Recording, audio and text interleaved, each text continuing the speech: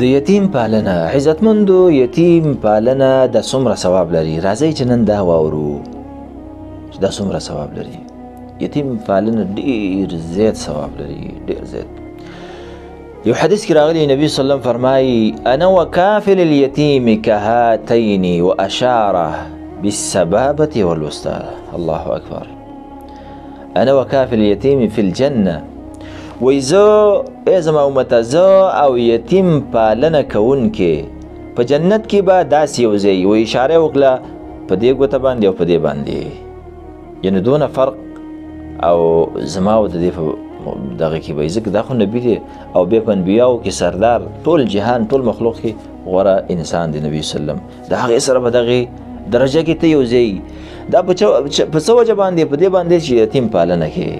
دا حدیث د هغه چا دپاره ډیر د بشارت او ډیر د زیری او ډیر د خوشحالۍ حدیث دی چې الله جل جلاله دا توفیق ورکړی په دې عمل باندې قایم وي. الله دې اول ما ته او ټول اوریدونکو ته دا توفیق ورکړي. ابن بطال یو محدث دی او شارح د حدیث دی، هغه فرمایي ناشنا خبره کله حق على من سمع هذا الحديث أن يعمل به.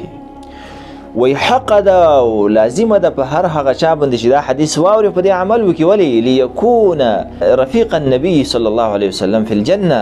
د دې وجه چې نبی صلی الله علیه وسلم ملګری په جنت کې.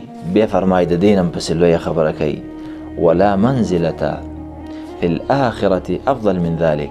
او د دې نه وی بله غټه خبره ستا دپاره او غټه درجه په جنت کې چیرته چې نبي صلی الله علیه وسلم سره ته داسې دا عظیمه خبره ده عزتمند. دا په څه باندې حاصلېږي؟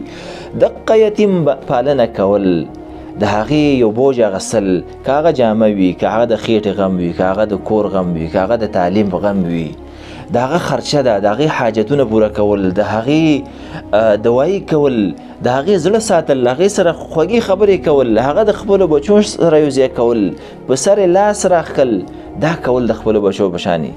دا سخت عمل دی، والله که دا سخت عمل وي، دا اسان عمل دی. شپه ورځ موږ خپلو بچو سره داسې نه کولی، همدغه حاجتونه وله پوره کوو، ډوډۍ وله راوړو، جامې وله کوو، دا کوو دا کوو، ولې په دغې باندې مو وکړو که نه؟ دا کول پکار دي، اسان عمل دی. جهاد به دې نه یې کلی، زکات به دې نه یې ورکلی، که حج دې نه یې کلی، دا دومره نفلونه دې نه یې کلي، دا دومره اعمال دې نور نه یې کلي بالفرض. که هغه د منې فرض شوي هغه وکړي بېله خبره ده، خو که دا هغه دې نه یې کلي او صرف دا خپل فرض منځ کې او دا یو یتیم دې دغسې ساتلی و د نبي صلی الله علیه وسلم سره په جنت کې دغسې یو ځای. ته نور څه غواړې؟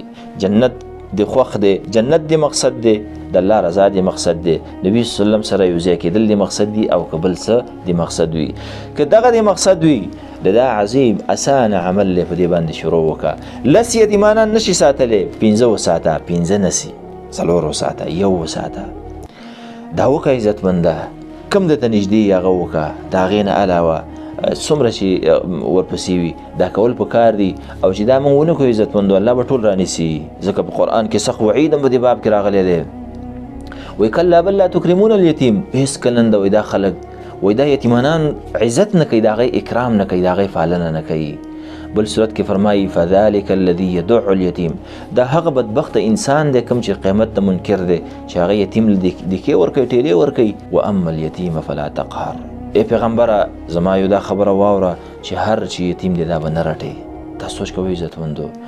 ام پکې وعید دی، ام چې دا پالنه مونږ وکړو دغه عظیم اجر دی په دې باب کې. الله جل جلاله دې ول ما ته او بیا تاسو ټول اورېدونکو ته د دې توفیق راکړي. عظیم عمل له عزتمندو دا کول ډېر ضرور دی.